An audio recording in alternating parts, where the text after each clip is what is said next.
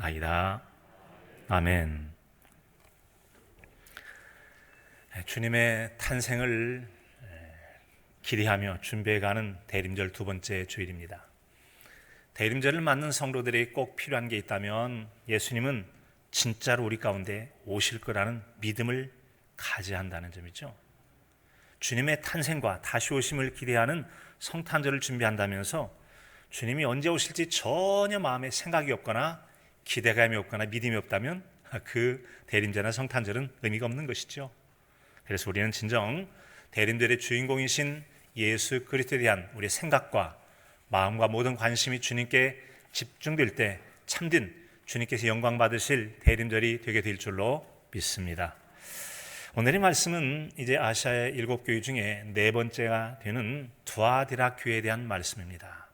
우리는 지난 시간에 에베소, 목포쯤 되고 서머나, 군산쯤 되고 버가모, 인천쯤 된다고 그랬죠. 네 번째 교회는 어딜까? 바로 이 버가모에서 동남쪽으로 64km 정도 떨어졌대요. 버가모가 인천이라면 이 두아디라 교회는 서울과 인천 그 중간쯤인 가까운, 인천에 가까운 부천이나 부평 정도 된다라고 생각하면 이해가 될지 모르겠습니다. 하여튼 내륙 쪽에 있죠. 기본적으로 이 인천에 해당되는 그 지역에 해당되는 이 버가모 지역은 스스로의 지역을 경비하기에는 요새라고 보기에는 좀 어려운 곳이, 주변 환경이 스스로 보존하기에는 좀 어려워서 불가피하게 거의 좀 떨어져 있는 이 두아디라 지역에서 수도 방위 수비대가 지켜야만 됐어요. 우리 같은 서울 같은 경우는 수도경비사령부 같이 그렇게 수도권을 지키는 군대가 필요하듯 그쪽을 내륙으로부터 침입해오는 대적을 막기 위해서, 외적을 막기 위해서 이 두아디라 지역에 불가피하게 군인이 주둔할 수밖에 없었다라고 하는 겁니다. 그 지역은 다른 곳에 비해서 도시 규모는 좀 작습니다. 하지만 그곳에는 교통이 발달되어 있고 또 그 다음에 상업도시였고 또 특별히 이제 곳에는 직접 옷감을 짜는 것과 또 염색을 하는 그런 공업들이 많이 발달돼 있었다고 합니다. 우리 같은 경우 특별히 이제 염색한 옷감, 파리에 대한 내용들을 사도행전 16장에 보면 14절에 이렇게 기록하고 있죠. 두아디라시에 있는 자색 옷감 장사로서 하나님을 섬기는 루디아라 하는 한 여자가 말을 듣고 있을 때 주께서 그의 마음을 열어 바울의 말을 따르게 하신지라. 성령의 감동 속에 마음이 활짝 열려서 복음을 전해준 바울 사도를 따르도록 마음을 열어준 한 분이 있었다. 그 여인이 누구냐면 루디아라고 그랬잖아요. 누구라고요? 루디아는 어떤 여인이래요? 직업이 있었는데 자주색 옷감을 파는 여인이었다. 자주색 옷감 장사 루디아라고 돼 있어요. 바로 이 자주색 옷감 장사 루디아가 사는 지역이 어디냐면 두아디라 시에 있는 자주색 옷감을 파는 여인. 바로 거기서 두아디라라고 하는 곳이 나오죠. 두아디라 시. 자, 이 두아디라라고 하는 것은 아시아의 다른 지역과 마찬가지로 아주 우상이 만연한 도시 가운데 하나였습니다. 특별히 그 도시에는 도시마다의 특별한 신들이 또 있다면 그 도시의 수호신은 태양신인 아폴로였다 그래요. 아폴로, 시, 음악, 예언, 의술을 주관하는 신으로 추앙받던 신으로 특별히 제조업에 종사하는 동업조합원들, 먼저 길드라고 해서 이렇게 생산직에 함께 종사하는 많은 사람들의 조합원들을 길드라고도 해요, 영어로. 그런데 그런 사람들의 수호신이 있었다는 거죠. 그것이 이제 태양신인 아폴로라고 말하고 특별히 마게도니아어로서는 티림노스라고, 그 티림노스가 그 지역에서는 굉장하게 이제 존중을 받는 그런 신이었다는 거죠. 그 지역의 주도적인 지배 신으로 지역민들이 여기고 있었다는 것입니다.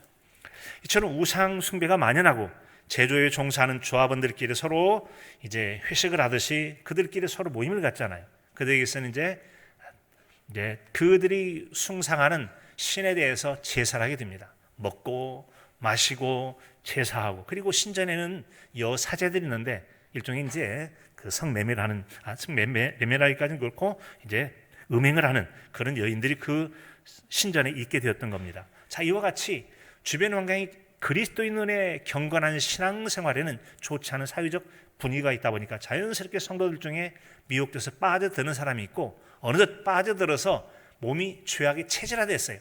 자신이 무슨 죄를 짓고 있는지 깨닫지도 못할 만큼 체질화되어 있는 그런 성도들이 나타나게 했다는 거죠. 바로 그런 가운데 이제 예수님께서 자신의 모습을 오늘 말씀 18절을 통해서 자신이 어떤 존재인가를 들려주고 있죠. 그 내용은 이렇습니다.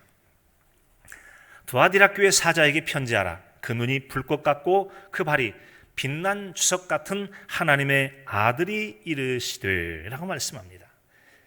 우리가 이 대림절 기간에 대림절의 주인공은 예수님이기 때문에 더욱 주님께 주목해야 된다라고 그랬는데, 각 교회마다 나타나고 각 교회마다 묘사되어 있는 예수님이 어떤 모습인가를 아는 것은 매우 중요하다고 그랬습니다. 그것은 곧 각 교회마다 처한 상황과 환경에 맞도록 우리 주님께서 그런 다양한 모습과 능력으로서 각 교회와 성도들을 도우시는 주님이시기 때문에 그렇습니다. 사랑하는 성도 여러분, 주님께서는 그분의 무궁무진한 권세와 능력으로 우리 형편과 처지에 맞도록 그분의 모습을 나타내시고 저의 이름을 도우시는 주님이 되신 줄로 믿으시기 바랍니다. 그 주님의 모습을 오늘 말씀엔 세 가지 모습으로 나타내 보이잖아요. 눈은 불꽃 같다, 발은 빛난 주석 같다, 그는 하나님의 아들이다 라고 하는 이 세 가지를 통해서 주님의 모습을 들려주고 있어요. 자, 먼저 이 눈은 불꽃 같다라고 하는 이 말씀은 예수님은 모든 것을 꿰뚫어 보시고 아시는 분이시다. 눈이 막 불꽃 같아가지고 그 사람의 광채가 막 나를 꿰뚫어 본 것 같으면 좀 위축이 될 수도 있겠죠. 우리 주님 모습이 그랬대요. 사람들은 육신의 눈으로 보여지는 겉모습만 볼 수 있다면 우리 주님께서는 겉모습 이외에도 우리의 내면의 깊숙한 것까지 다 아셔요. 마음의 생각과 마음의 속의 깊음까지 다 보시고 아시는 분이시다. 그래서 한마디로 말하면 그 누구도 예수님 앞에서 피할 수가 없고 그 어떤 누구도 예수님을 속일 수도 없다는 점이죠. 이처럼 모든 것을 아시고 그 누구도 피할 수 없는 그 주님이 되시기 마지막 날 그분의 권세와 능력으로 저와 여러분을 판단하시고 심판하실 줄로 믿으시기 바랍니다. 우리를 심판하실 분이 우리가 피할 수도 없고 숨길 수도 없고 가릴 수도 없는 그런 분이시라면 우리가 어떻게 평소에 살아야 할지 우리 자신을 스스로 돌아보고 생각하며 바른 길로 걸어가야 할 것입니다. 심판 때는 은밀한 것까지 다 주님께서 들춰서 판단할 것이기 때문에 그렇습니다. 하나님의 이처럼 사람들의 마음까지 꿰뚫어 보심에 대해서는 사무엘상 16장 6절로 7절에 보면 그들이 오매, 일단의 무리들이 오는 거죠. 사무엘이 엘리압을 보고 마음에 이르기를, 아하, 보니까 엘리압 바로 다윗 집안이죠. 그의 형들을 포함한 그 2세 아들 여럿이 사무엘이 왔다는 소식을 듣고 우르르 몰려오는 겁니다. 사무엘은 바로 그 집안 안에 사울 왕을 대신해서 왕을 세울 자를 이 2세 아들 중에 하나가 있으니까 그 중에 하나 선택해서 기름 부어라, 그리고 오라고 하나님께 명령하셨어요. 그래서 마음에 이르기를 여호와의 기름 부으실 자가 과연 주 앞에 있도다 하였더라. 딱 보니까 아이고 눈에 탁 들어오는 사람이 있네, 콕 집은 그 사람이 왕감이구만 생각했다는 것이죠. 여호와께서 사무엘에게 이르시되 그의 용모와 키를 보지 말라. 내가 이미 그를 버렸노라. 내가 보는 것은 사람과 같지 아니하니 사람은 외모를 보거니와 나 여호와는 중심을 보느니라 하시더라. 아멘. 같이 볼까요? 나 여호와는 중심을 보느니라. 아멘.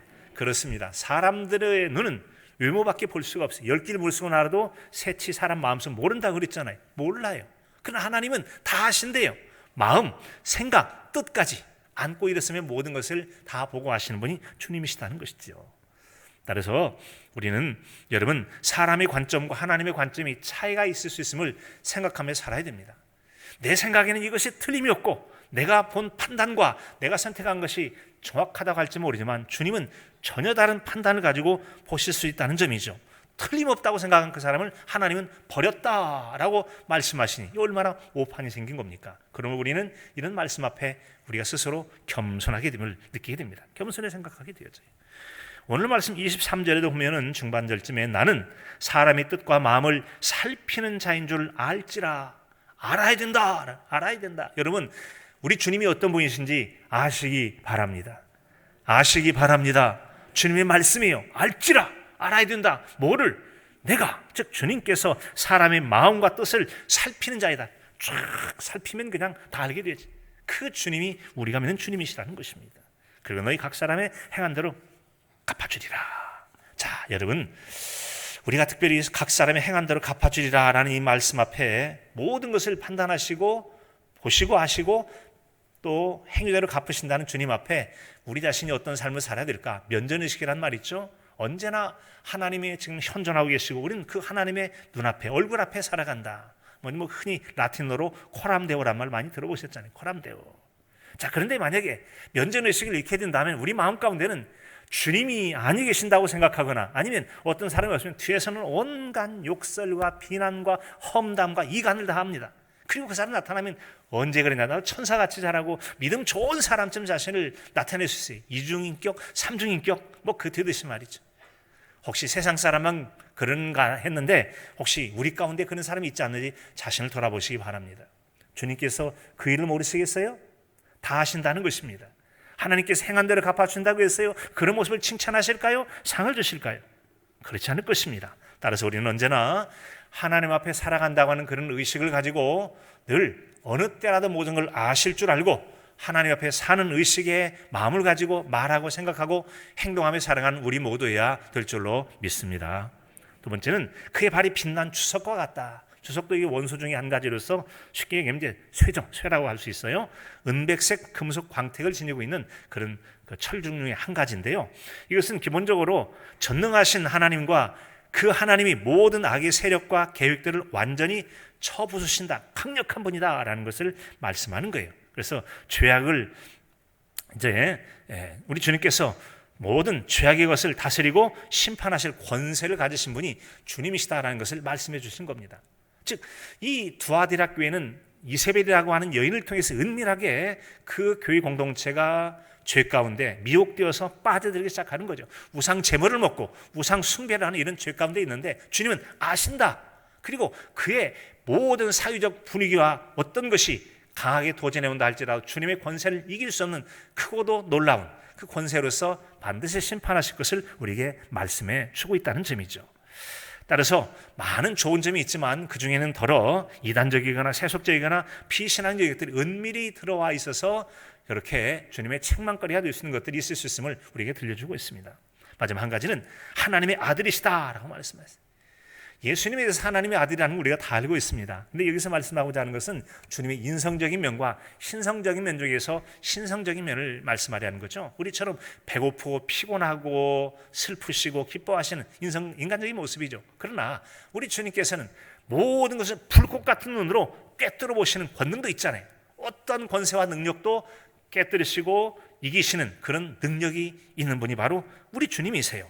그런 주님이시기에 온 우주의 역사를 주관하시고 심판하신 주님이 되시는 줄로 믿습니다. 심판하실 주님이 되신 줄로 믿습니다. 대림절 기간은 그 주님을 주목하고 늘 생각함으로 주님 만남을 어떻게 준비해 가야 할지를 우리 자신이 되돌아보게 되는 것이죠.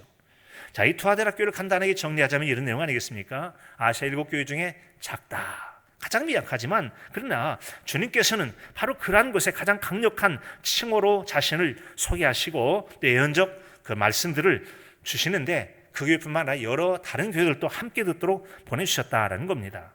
많은 분량으로 말씀하셨는데 그만큼 교회에 힘을 북돋아주고 위로와 격려가 필요했기에 우리 주님께서 그에게 위로의 말씀을 주신 거예요. 중요한 것은 주님은 우리의 약할 때 함께 하시고 강함을 주시는 주님이 되시는 줄로 믿습니다. 우리 약할 때 강함이 되어주시는 분이 우리가 믿는 구주 예수 그리스도이신 줄로 믿습니다. 따라서 우리가 이 예수님으로 말미암아 우리가 금년에 교회를 새롭게 세상을 이롭게 내가 새로워져야 되고 교회가 새로워질 때 세상을 새롭게 변화시켜 갈 것입니다. 세상보다도 더 썩어 있고 오염되어 있고 부패 있다면 우리가 너나 잘하세요 되지 않겠습니까? 우리가 바로 되어야 교회 공동체가 바로 되어야 부패하고 썩어가는 세상을 바르게 새롭게 하는 역할을 감당하게 될 거예요. 바로 이 대림절 기간은 우리 자신을 돌아봐 언젠가 오실 주님을 맞게 하여 우리 자신을 준비해가고 그런 준비하는 과정이 새롭게 되어지고 변화되어 세상을 아름답게 세워가는 그런 동북교회와 모든 성도일 수 있기를 간절함으로 축복합니다. 자, 오늘의 주시는 말씀 첫 번째는 바로 칭찬인데 예수님은 두아데라 교회가 잘한 점을 칭찬하셨어요. 참고로 칭찬은 여러분 고래도 춤추게 한다는 그런 효과가 있다고 말씀하죠. 그런데 모든 칭찬이 다 효과가 있는 건 아닙니다. 때로는 효과가 진실하지 못하고 장난스럽게 하거나 상대방이 듣기에 조롱처럼 비난처럼 여러분 들려진다면 그 칭찬은 역효과가 날 수밖에 없다는 거죠. 잘 아신 것처럼 칭찬에 대한 여러 역효과에 대한 여러 실험이나 책들에도 많이 기록이 되어 있는데, 어떤 분 같은 경우는 칭찬 대신에 격려를 하라라고 말씀하는 분도 있어요. 칭찬 대신에 격려를 하라. 칭찬, 격려, 칭찬 나은 거 아니야? 다 칭찬하려고 그러는데, 자, 그런데 칭찬과 격려의 의미를 좀 생각해 보면, 아, 정말 그 말이 맞을 수도 있겠네 하고 고개가 끄덕여질 수 있습니다. 참 잘했다, 똑똑하다, 멋지다, 이게 흔히 말하는 칭찬입니다. 칭찬이라고 하는 일반적으로 어떤 결과에 대해서 평가를 하게 되는 거죠. 평가해 봤더니 좋다, 나쁘다, 잘했네, 좋아, 이 칭찬이에요. 그래서 늘 평가적인 눈을 가지고 있는 사람이 칭찬할 수 있다는 거죠. 그에 비해서 격려라고 하는 것은, 아, 당신은 이런 상황 속에서도 이 일을 이렇게 하고 저 일을 저렇게 해왔군요. 과정에 대한 내용들을 일일이 말하여서 힘이 되게 하는 것을 격려라고 말하는 겁니다. 어떤 면에서는 칭찬이라고 하는 것은 우리에게 약이 될 수도 있지만 독이 될 수 있는 요소를 간직하여 가지고 있다고 볼 수 있어요. 하지만 격려라고 하는 것은 우리가 훨씬 더 힘이 되어준다는 점들이죠. 자, 그렇다면 주님께서는 이 두아디라교회에 어떻게 말씀하셨는지 19절에 이렇게 들려주고 있습니다. 내가 내 사업과 사랑과 믿음과 섬김과 인내를 아노니 내 나중 행위가 처음 것보다 많도다. 아멘. 이 말씀을 자세히 들어보면 우리 주님께서는 격려의 말씀과 함께 칭찬의 말씀도 더불어서 두 가지를 다 주고 계심을 볼 수가 있습니다. 자, 한번 생각해 볼까요? 우리 주님 말씀하기를 너 사업 참 잘했다, 그 사랑 얼마나 좋은지, 그 믿음, 그리고 그 섬김, 인내 내가 아는데 주님께서 아시는 범위 속에서 이런 일들을 했지라고 여러 가지 것들을 언급해 줌으로 그들을 격려하고 있는 겁니다. 알아주는 거예요. 그리고 네 처음 행위가 나중 행위가 처음보다 더 많아졌다, 진보가 되었구나, 발전했구나, 성장했구나, 성숙했구나, 더 좋아졌구나 라고 말씀하시는 거예요. 사랑하는 성도 여러분, 우리 주님께서 하시는 칭찬은 진정성 있고 듣는 자에게 위로와 소망을 주는 칭찬과 격려가 될 줄로 믿습니다. 칭찬과 격려가 될 줄로 믿습니다. 여러분, 그래요. 이처럼 우리 주님께 주신 5가지의 그 격려가 바로 사업, 사랑, 믿음, 그리고 섬김과 인내를 아노니라고 말씀해 주고 계십니다. 주님께서는 뭔가를 알아주신다는 거예요. 우리 지난주에도 알아주신다라고 했는데 알아주시는 분이 우리 주님이시다. 사실 많은 경우에 우리 가운데 이 섭섭함, 서글픔, 억울함들, 또 너무 약함들, 누군가 나를 좀 알고 돕지 않으면 내가 스스로 살 수 없는 그런 어려움 때에 있을 때는 누군가 알아주는 게 얼마나 힘이 돼요. 사랑하는 성도 여러분, 주변 사람들이 모르고 때는 억울하고 속상하고 시험될 만한 그때가 있을지라도 우리 주님께서는 여러분의 사정과 형편을 다 아실 줄로 믿으시기 바랍니다. 주님만이 알아주실 줄로 믿으시기 바랍니다. 그 주님이 계시기 우리는 억울함도 풀고, 주님이 아시니까, 주님이 내 사정 아시니까, 이 사정 내가 누가 뭐래도 나는 주님께 이 맡기고 주님께 도와주기까지 기다릴 수 있고 인내할 수 있고 기도할 수 있는 거 아니겠습니까? 바로 그게 필요해요. 자, 이런 중요한 것은 여기서 이제 그 사랑이라는 건 뭐 그럴 때 조건 없는 사랑을 비롯한 사랑을 아시죠? 믿음, 주의 약속의 말씀이나 십자가의 복음에 대해서 잘 붙잡고 살아가는 믿음, 섬김이 일종의 구제를 의미하는 사랑에 포함되는 덕목이 되겠고요. 인내, 그리스도를 바라보며 소망 가운데 이 세상에서 고난을 참아내는 것들 말씀할 수 있어요. 결국 이 앞에서 말한 사업이 뭐기래? 사업 위에 사랑과 믿음과 섬기와 인내를 안다라고 말씀하셨을까? 주님께서 알아주시는 이 사업이라고 하는 것은 공적으로 뒤에 따르는 4가지 것들을 총칭하여 말하는 그 모든 것들을 포함하는 그 그리스도인으로서의 행함을 향해서 내 사업을 내가 한다라고 주님께서 말씀하셨어요. 사랑하는 성도 여러분, 예수님께서 우리가 믿음을 따라 행하는 모든 일들을 다 아시고 그 행함을 따라 위로도 해주시고 상도 베풀어 주실 주님이 되실 줄로 믿습니다. 이 같은 이 주님이 알아주시는 3가지 일들은 기독교의 3가지 덕목이라고 말하는 믿음과 소망, 사랑, 이 3가지로 압축해서 볼 수가 있습니다. 자, 이 같은 이 행위에 대한 우리 주님의 낱낱이 행한 일들을 격려하시고 최종적 평가는 나중 행위가 처음 행위보다 많도다라고 해서 결과에 대한 우리 주님의 평가도 있어요. 잘했다, 착하고 충성된 영화, 반드시 평가는 필요하거든요. 그런 것처럼 이 평가라고 하는 것은 우리가 이 앞에서 봤던 첫 번째 교회 에베소 교회를 생각나게 합니다. 너희 첫사랑을 잃어버렸구나, 회개하라. 어디서 그 사랑이 떨어졌는지 회개하라. 처음에는 신앙생활을 얼마나 잘했는데 불꽃이 막 여러분 마음속에 막 그 열정과 뜨거움이 있어가지고 열심히 섬겼는데 어느 순간부터 다 타고 꺼져버린 재처럼 냉랭하고 그 신앙 속에는 신앙과 사랑은 없고 율법적이고 판단하고 정죄만 많다 꺼져버린 불꽃이죠. 바로 그런 것이 에베소 교회였다면 이 두아디라 교회는 그와 정반대가 됩니다. 비록 시작은 시시해가지고 언제 저 믿음 잘하나, 언제 믿음 커서 정말 괜찮은 믿음을 설까 했는데 나중에 보니까 얼마나 좋은지. 그러니까 에베소 교회 같은 게 용두삼이란 말 있잖아요. 처음에는 그렇다는 나중에는 사르르 사라지는 것.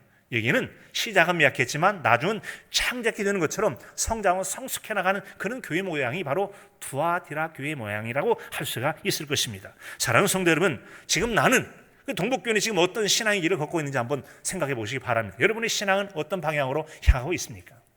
우리 동북교회는 지금 어느 방향으로 나가고 있는 것 같습니까? 바라기는 예수님께서 훗날 우리를 알아주시고 칭찬해 주실 줄을 믿고 성장하고 성숙해가는 성도와 성장하고 성숙해가는 동북교회가 되어서 칭찬받는, 그리고 그 모든 일들을 제대로 평가를 받는 모든 동북의 교회와 성도 여러분의 삶이 되실 수 있기를 간절함으로 축복합니다. 두 번째는 이제 그들에게 있어서 약속을 얻기 전에 해결해야 될 일들도 있었다라는 점들이죠. 규모는 작지만 어려운 환경 속에서도 어느 교회보다도 많은 칭찬거리를 가졌던 두아디라 교회였습니다.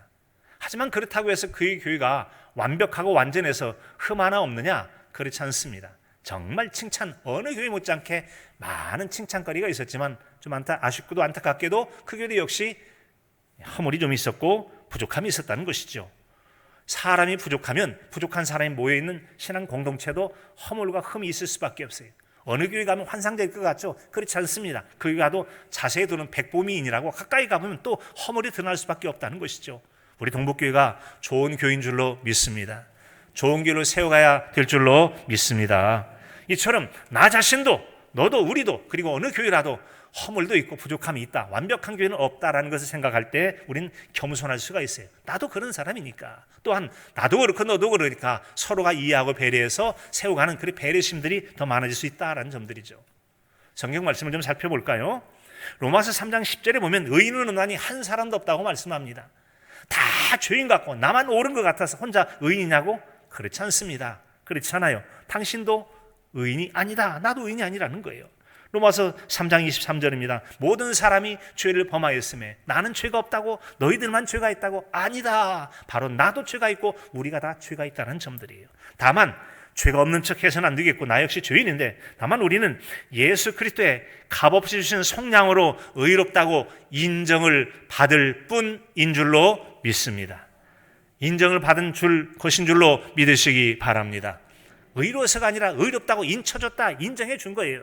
로마서 3장 24절에 보면 그리스도 예수 안에 있는 속량으로 말미암아 값을 주고 건져내어서 노예를 사서 자유자로 삼는 것처럼 건져 주어서 하나님의 은혜로 값없이 의롭다 하심을 얻은 자 되었다라고 말씀해요. 우리 모두는 허물이 많은 자, 속량이 필요한 자인데 하나님께서는 아들 예수 그리스도를 값을 주시고 저의 이름을 의롭다고 사서 건져주신 줄로 믿으시기 바랍니다. 따라서 우리가 자기 열심도 좋고 나름대로 자기의 믿음에 대한 자부심을 갖는 것도 좋겠습니다만 우리는 자칫 남을 비판하고 정죄하는 유혹에 빠지지 않도록 주의를 하실 수 있기를 바랍니다. 상대적으로 내가 너보다 낫다고 생각하는 그 순간에 난 너보다 의로워, 난 너보다 죄가 없어, 그러므로 나는 좋은 믿음을 가지고 있고 너희의 형편없는 믿음을 내가 지금부터 재판하고 판단하듯이 지금부터 내가 너희에게 정죄를 시작하겠다, 비판을 시작하겠다. 그리고 비판한다면 그렇지 않다니까요. 너도 마찬가지야. 너도 죄 있고 너도 의롭지 못하다는 것이 우리 주님의 말씀이라고 하는 거죠. 혹이라도 여전히 이 비판의 문제, 이런 문제로 벗어나지 못한다면 주님의 이 말씀을 기억하시기 바랍니다. 마태복음 7장 1절 이하의 말씀이에요. 비판받지 아니하려든 비판하지 말라. 너희 비판하는 그 비판으로 너희가 비판을 받을 것이요 너희가 헤아리는 그 헤아림으로 너희가 헤아림을 받을 것이니라. 어찌하여 형제 눈 속에 있는 티는 보고 내 눈 속에 있는 들보는 깨닫지 못하느냐. 보라, 내 눈 속에 들보가 있는데 내 형제의 눈에 있는 티를 빼라 하겠느냐. 너는 네가 비판하고 있는 사람보다 더 지독한 사람이고 더 죄가 많고 의롭지도 못해. 차라리 그 사람이 더 깨끗하고 양심적이고 나을 수 있다라고 하는 것이 우리 주님 말씀 아니겠습니까? 네 눈 속에는 이따만한 들보가 들어있는데 이 작은 티 들어있는 거 그건 내가 빼겠다고 하겠다고? 착각하지 마. 네가 더 죄가 많다니까. 네가 더 의롭지 못하다니까 차라리 그가 더 나아라고 하는 것이 우리 주님의 말씀이에요. 주님의 그 말씀을 마음에 두고 오늘 주님께서 두아디라 교회를 책망하신 말씀을 한번 우리 들어보면 어떻겠습니까? 어쩌면 우리가 드려야 될 말씀을 그 교회에 들려줬다고 할 수 있을 것입니다. 그러므로 그 교회에 들려준 말씀을 저와 여러분의 말씀으로 함께 듣는 은혜가 있기를 진심으로 축복합니다. 20절에 보면 그러나 내게 책망할 일이 있노라. 자칭 선지자라는 여자 이세벨을 내가 용납함이니 그가 내 종들을 가르쳐 끼워 행음하게 하고 우상의 제물을 먹게 하는도다. 또 내가 그에게 회개할 기회를 주었으니 자기의 음행을 회개하고자 하지 아니하는도다. 참 칭찬이 많은 좋은 교회인데 안타깝게도 은밀하게 스며 들어온 이 이세벨이 있었는데 이 여인을 통해서 음행에 우상 제물을 먹는데 이 죄악이 빠져들었어요. 안 되지, 그러면 안 되지, 회개하고 돌이켜서 믿음으로 바로 돌아와 했더니 거부하더라는 겁니다. 문제는 뭡니까? 은밀하게 들어온 이단이나 세속적 가치 이런 것들이 교회 안에 들어오게 되어지면 회개하라는 말씀에 거부를 하고 오히려 더 많은 사람들을 죄악 가운데 끌어들여서 멀쩡한 사람을 죄에다 오염시키는 일들이 있을 수 있다는 거죠. 이게 바로 안타까운 일이라는 거죠. 우리 동복교회도 어쩌면 칭찬받을 일이 많이 있지만 혹시 어떤 부분에 있어서는 우리 주님께서 회개하라고 지금 책망의 목소리를 높이실 그런 부분이 있을지도 모르겠습니다. 자신만 그런 모르는 남까지 끌어들여서 죄악 가운데 빠지게 하고 회개하라면 하지도 않고 그래서 점점 더 죄를 키워가는 일이 있다면 어찌 되겠습니까? 예수님께서는 하나님의 아들이실지라도 자기를 이 땅에 보내신 그런 나게 하신 육신의 부모에게 순종했다고 말씀하지 않습니까? 예수 그리스도의 제자가 되기를 원한다면 우리에게 요구되는 것이 뭐예요? 하나님 말씀과 어긋나지 않는 이상 우리 위에 세워진 권위와 질서를 존중하고 순종하라는 것이죠. 권위를 인정하는 것을 실행하여 나가면 자기 계명을 지키는 자에게 약속하신 하나님의 은혜와 축복이 참으로 당신에게 주어질 것입니다. 바실리아 슈링크, 독일에 있는 기독교 마리아 자매회의 지도자로 있었던 분이 있었죠. 그렇게 우리에게 들려주고 있다는 것입니다. 사랑하는 성도 여러분, 그렇습니다. 우리가 흠 하나 없으면 얼마나 좋겠습니까? 혹이 허물이 있다 할지라도 여러분 우리 눈이 건강한 것을 주목하고 나아가게 된다면 좋은 결과에 이르게 될 줄로 믿습니다. 단순하게 목적만을 위해서 도둑하는 방법을 선택하겠습니까? 아니면 믿음의 방법과 하나님의 도우심을 구하는 신앙의 방법을 찾아가겠습니까? 소아시 지역에 만연했던 문화의 영향, 사회가 다 그러니까 나만 그렇게 하지 않을 수 없잖아, 이거 충분히 핑계될 만하잖아 라고 할지라도 핑계거리는 될지 모르지만 주님께 인정받을 수는 없다라는 거예요. 비껴갈 수는 없다. 그러므로 두아디라 교회와 성도 바로 이세벨을 용납하고 가르쳐 꿰는 말에 넘어가 행음하고 우상제물을 먹게 되었다는 것, 즉 눈앞에 있는 현실적인 문제로 직장 생활을 하고 사업을 하고 거래처가 끊이지 않으려면 어쩔 수 없이 그들 어울려서 먹고 마시고 그리고 또 행음하고 그 일을 안 할 수가 없다. 현실적인 상황들이 나름대로 그럴 수 있겠다는 이해가 되지만 이것이 편명거리는 되지 못하더라는 겁니다. 이런 타락을 붙인 여인을 이세벨이라고 말해요. 잘 아신 것처럼 북이스라엘을 7대 왕이었던 아합 왕의 왕비죠. 이방 여인입니다. 바로 시돈 땅의 딸로서, 시돈 왕의 딸로서 철저하게 그 여인은 바알 숭배자입니다. 하나님을 섬기는 민족의 왕비로서 그 여인의 사명이 뭐냐면 온통 전 국민의 우상화, 그것이 뭐예요? 바알 우상을 섬기도록 하기 위해서 모조리 선자를 잡아 죽이려고 하는 겁니다. 얼마나 핍박이 심했던지 엘리야 선자, 능력의 선지자가 하나님 앞에 하소연하자. 하나님, 나밖에 안 남았는데 저 여인이 지금 나를 내일이맘때까지 잡아 죽인다고 합니다. 착각하지 마. 아직도 무릎 꿇지 않은 7,000명의 의로운 사람들이 이 땅에 있다고 말씀하지 않습니까? 우리 스스로 혼자 믿음 좋은 것 같지만 보이지 않는 어느 곳에, 많은 곳에 신실한 믿음의 사람들이 많이 있을 줄로 믿습니다. 숨겨진 7,000명의 신앙으로 잘 자신을 세워가는 은혜가 있길 진심으로 축복합니다. 사랑하는 성도 여러분, 그렇습니다. 거짓 선지자, 이단 세력, 세속화가 교회 가운데 들어와서 우리를 여러분 오염시킬 때 우리 주님은 회개하라고 말씀하고 계십니다. 즉 거룩을 잃어버린 교회의 거룩을 다시 회복하라는 것이죠. 정말 여러 가지 많이 좋은 것들이 있어도 거룩성을 잃어버리면 안 됩니다. 더럽히지만 왜요? 하나님은 거룩하니 너희도 거룩하라고 말씀했는데 거룩을 잃어버린다고요? 그래서는 안 된다. 자, 우리 말씀을 정리하자면 여러분, 회개하는 것은 하나님의 선물과 복이 될 줄로 믿습니다.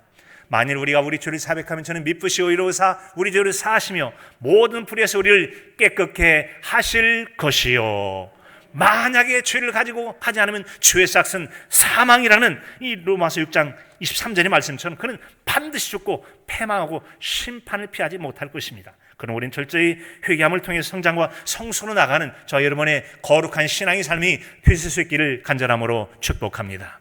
마지막으로 우리 주님께 주신 약속의 말씀이지요. 믿음으로 승리했을 때 주실 두 가지를 들려줍니다. 자, 여러분, 사람이 미래를 꿈꾸며 소망을 가지고 살아가는 것은 매우 중요한 삶의 이유가 되어집니다. 소망의 근거가 건강해야 그 삶은 복된 미래의 결말을 얻을 수 있게 되어지는 것이죠.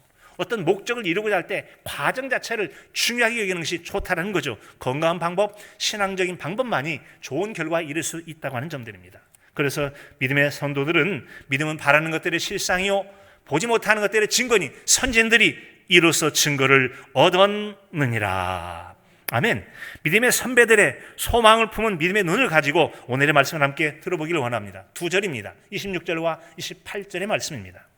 이기는 자와 끝까지 내 일을 지키는 그에게 만국을 다스리는 권세를 주리니라고 말씀합니다. 이어지는 말씀은 철저히 권세를 주겠다라고 말씀했고요. 28절에 내가 또 그에게 새벽별을 주리라 라고 말씀하셨어요. 하나님은 농부로도 비워드리잖아요. 농부는 심는 대로 거둡니다. 심는 대로 거둡니다.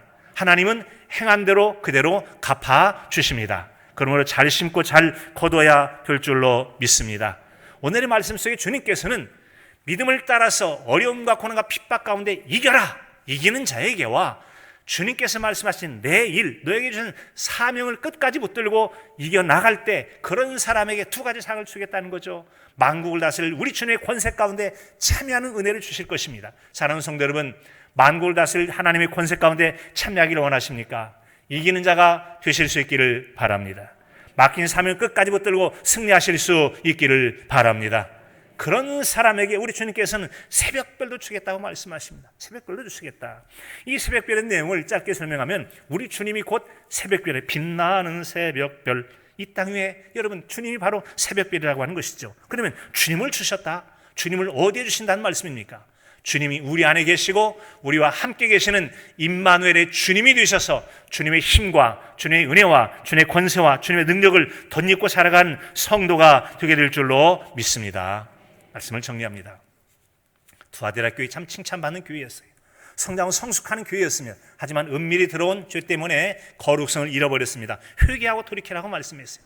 회개하고 돌이켜서 우리 자신이 우리 주님의 약속대로 승리하는 자요 끝까지 사명을 붙들고 나아가는 성도가 되어서 언제까지라도 우리 주님 말씀하신 두 가지 약속의 주인공을 사실 수 있기를 바랍니다. 철저히 권세를 가지고 주님의 그 은혜 가운데 참여하게 되어지고 우리 주님을 우리 안에 모시고 살아가므로 언제나 주님과 임마누엘의 은총으로 승리의 삶과 복된 삶을 사시는 저와 여러분의 신앙이 삶이 될 수 있기를 간절함으로 축복합니다. 하나님